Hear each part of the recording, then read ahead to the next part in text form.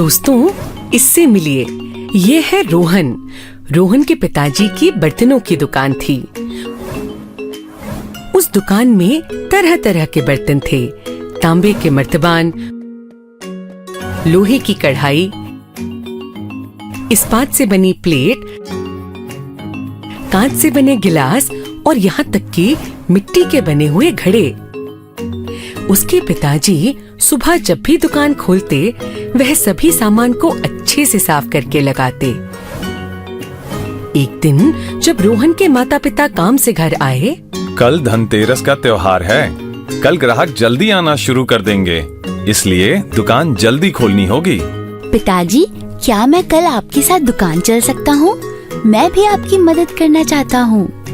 क्यों नहीं, कल हम सब मिलकर दुकान लगाएंगे। रोहन खुशी खुशी सो गया।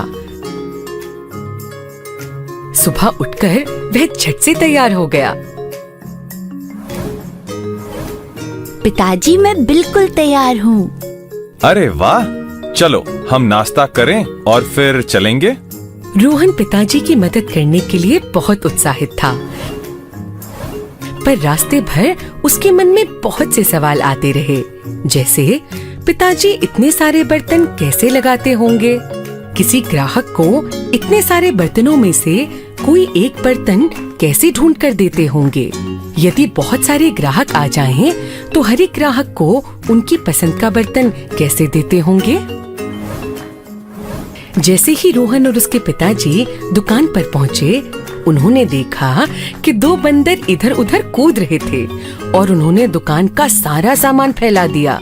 जैसे ही बंदरों ने रोहन और उसके पिताजी को देखा, वो खिड़की से कूदकर भाग गए। रोहन के पिताजी सारे सामान को इधर उधर फैला हुआ देखकर परेशान हो गए। अरे, यह क्या हो गया? ग्राहकों के आने का समय हो गया है और मैं इतनी जल्दी कैसे सब सामान को ठीक से रखूंगा? रोहन को पिताजी की परेशानी देखकर बिल्कुल अच्छा नहीं लगा। पिताजी, आप बिल्कुल भी परेशान ना हो, मैं हूँ ना, मैं आपकी मदद करूँगा।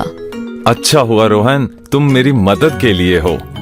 रोहन, अगर हम एक जैसे इस्तेमाल में आने वाले बर्तन एक जगह रखेंगे तो उन्हें ढूंढने में आसानी होगी। रोहन और उसके पिताजी साथ मिलकर बर्तन लगाने लगे। रोहन ने धीरे धीरे पहले बड़े आकार की कटोरियां एक साथ रखीं, फिर छोटी। ऐसा करते करते रोहन ने देखा कि कुछ कटोरियां तो चमकीली हैं, कुछ कटोरियां भूरे रंग की और कुछ कटोरियां कांच की। उसने एक एक करके सभी एक जैसे दिखने वाली कटोरियां एक साथ रख दी। पिताजी, ये सभी कटोरियां अलग अलग क्यों दिखती है? क्योंकि यह सभी अलग अलग पदार्थों से बनी है। यह जो सबसे चमकीली है, यह इस्पात के पदार्थों से, और यह जो भूरे रंग की है, यह तांबे से, और वह जो है कांच की कटोरियां हैं। इनके साथ बहुत ही सावधानी बरतनी पड़ती है, क्योंकि यह आसानी से टूट सकती है। रोहन को याद आया कि घर पर पिताजी और माँ ने उससे अपने खिलौने किस तरह से रखना सिखाया और पिताजी और माँ किस तरह से रसोई का सामान रखते हैं। इसी तरह से रोहन ने देखा कि बाकी सब बर्तन भी अलग अलग पदार्थों से बने हैं। पिताजी, अलग अलग पदार्थों से बर्तन क्यों बनते हैं? रोहन बेटा, हर एक पदार्थ के अलग अलग गुण होते हैं। जैसे खाना बनाने के लिए ज्यादातर लोहे और एल्युमिनियम के बर्तन इस्तेमाल होते हैं। जैसे यह लोहे की कढ़ाई, क्योंकि यह बाकी सब पदार्थों से ज्यादा मजबूत है, तो खाना जलता नहीं है। समझ गया पिताजी। पिताजी ने रोहन को गले लगाया और कहा, धन्यवाद बेटा, तुमने तो मेरा काम बहुत आसान कर दिया। इतने में ग्राहकों ने आना शुरू कर दिया। यह सब करते हुए रोहन ने इस बात पर विचार किया कि एक ही तरह का बर्तन अलग अलग पदार्थों से बना है, जैसे गिलास कांच से तथा इस्पात से, कढ़ाई लोहे की भी और एल्युमिनियम की भी और अन्य पदार्थों से भी बनी है। रोहन को यह सब बड़ा रोमांचक लगा। जब वह बाजार में गया, उसने देखा कि इन सभी पदार्थों से अनेक वस्तुएं बनती हैं, जैसे खिलौने मिट्टी से, प्लास्टिक से और कपड़े से भी बनते हैं। उसने यह भी देखा कि एक ही पदार्थ से अनेक वस्तुएं भी बनती हैं। जब वह घर पहुंचा, वह हाथ पैर धोकर माँ के पास बैठा। आज का दिन कैसा था रोहन? माँ, मैंने पिताजी की मदद की और साथ ही साथ यह सीखा कि किस तरह से विभिन्न वस्तुएं विभिन्न प्रकार के पदार्थों से बनती है। अरे भाई वाह! एक काम करते हैं, क्यों ना आज तुमने जो भी देखा उसकी एक सूची बनाए। माँ ने सूची के एक स्तंभ में विभिन्न पदार्थों को लिखा और दूसरे स्तंभ में रोहन ने एक एक करके वह सब वस्तुएं लिखी एवं उनके चित्र भी बनाए जो उसने बाजार में देखी। रोहन उस दिन बहुत खुश था। उसने विभिन्न पदार्थों एवं उनसे बनने वाली विभिन्न वस्तुओं के बारे में जाना। रोहन ने उन वस्तुओं को एक समूह में रखना, यानी कि वस्तुओं का वर्गीकरण करना भी सीखा। रोहन ने सोचा कि अब वो घर में खाने की चीजों, पहनने की चीजों और पढ़ने की चीजों की सूची बनाएगा और उनका वर्गीकरण करेगा। घर में और ऐसी कितनी चीजें हैं जिनका वर्गीकरण किया जा सकता है? क्या आप सब भी अपने आसपास मौजूद वस्तुओं से इस तरह की एक सूची बना सकते हो?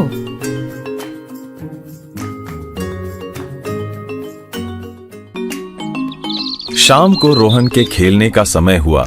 उसने माँ से कहा, माँ, शाम हो गई है, क्या मैं अपने दोस्तों के साथ खेलने जाऊँ? हाँ, पर ध्यान से और सबके साथ मिलकर खेलना। रोहन अपने सभी दोस्तों से मिला और वह उन्हें यह बताने के लिए बहुत उत्सुक था कि किस तरह उसने अपने पिताजी के साथ दुकान पर समय बिताया और कुछ नया सीखा। कैसे हो तुम सब? हम अच्छे हैं, तुम कैसे हो? मैं भी ठीक हूँ। क्या तुम सबको पता है, मैं कल पिताजी के साथ दुकान पर गया था और वहाँ मुझे पिताजी के साथ बहुत मजा आया। मैंने बाजार में भी बहुत सारी चीजें देखी। सभी दोस्त रोहन की बात सुनने के लिए बहुत उत्साहित हो गए। हमें भी बताओ, तुमने क्या किया? कल 2 बंदरों ने आकर दुकान पर सारे बर्तन बिखेर दिए और फिर मैंने और पिताजी ने साथ में मिलकर दुकान लगाई।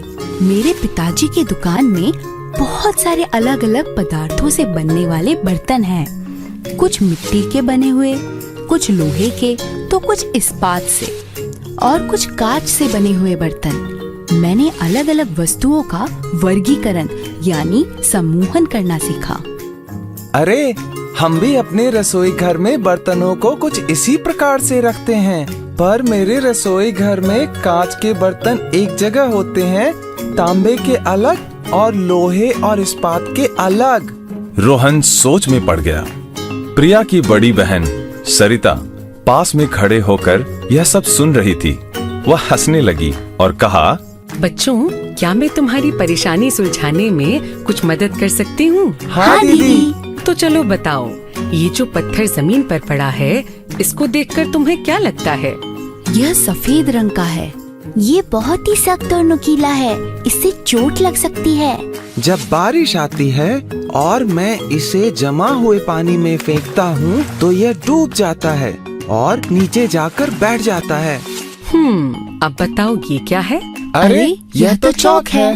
और मास्टर जी इससे कक्षा में श्याम पट पर भी लिखते हैं। तो अब बताओ, इसे देखकर क्या लगता है? यह सफेद रंग का है। यह सख्त है। पर पानी में डालने पर क्या होगा? चलो अभी देख लेते हैं। सभी ने एक डब्बे में पानी भरा और एक चौक और एक पत्थर को उसमें डाला। क्या आप बता सकते हो चौक और पत्थर को क्या हुआ होगा?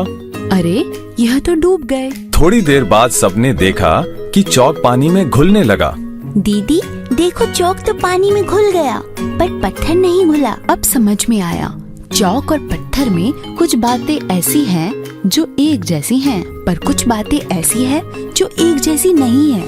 बिल्कुल सही पहचाना रोहन। हर एक पदार्थ के कुछ गुण होते हैं और उन्हीं के आधार पर हम उनका वर्गीकरण करते हैं। तो ऐसा जरूरी नहीं कि हर बार पदार्थ एक ही वर्ग या समूह में आए। बिल्कुल सही कहा। पदार्थों के गुणों में समानताओं एवं विभिन्नताओं के अनुसार उनका समूह या वर्गीकरण किया जा सकता है। जैसे मेरे रसोई घर में बर्तनों का समूह वह किस पदार्थ से बने हैं, और रोहन की पिताजी की दुकान पर वह किस इस्तेमाल में आता है। मुझे पदार्थों के गुणों के बारे में और जानना है। बिल्कुल जान सकते हो, अपने आसपास की अनेक वस्तुओं का अध्ययन करके। अब यह बताओ कि पत्थर और चाक के गुणों के बारे में क्या सीखा? पत्थर और चाक दोनों ही सफेद रंग के हैं और सख्त है। चाक पानी में घुल सकता है पर पत्थर नहीं घुल सकता। दोनों ही पानी में डूब सकते हैं। तो क्या कुछ ऐसा है जो पानी में तैर पाएगा? अरे हाँ, मेरी कागज की बनी हुई नाव। अरे वाह प्रिया, तुम्हारे दोस्त तो बहुत ही समझदार हैं। धन्यवाद दीदी, हमें यह बताने के लिए कि सख्त या कठोरता, घुलनशीलता एवं पानी में डूबना या तैरना पदार्थों के विभिन्न गुणों में से एक हैं। बिल्कुल सही कहा रोहन और राजू। इसी तरह पदार्थों के और भी बहुत गुण हैं। हम बहुत सी वस्तुओं का अध्ययन करके उनके बारे में जान सकते हैं। मैं आज ही घर जाकर विभिन्न वस्तुएं एकत्रित करके यह सब जानने की कोशिश करूंगा। इतने में सूरज ढलने लगा और सभी अपने अपने घर खुशी खुशी चले गए।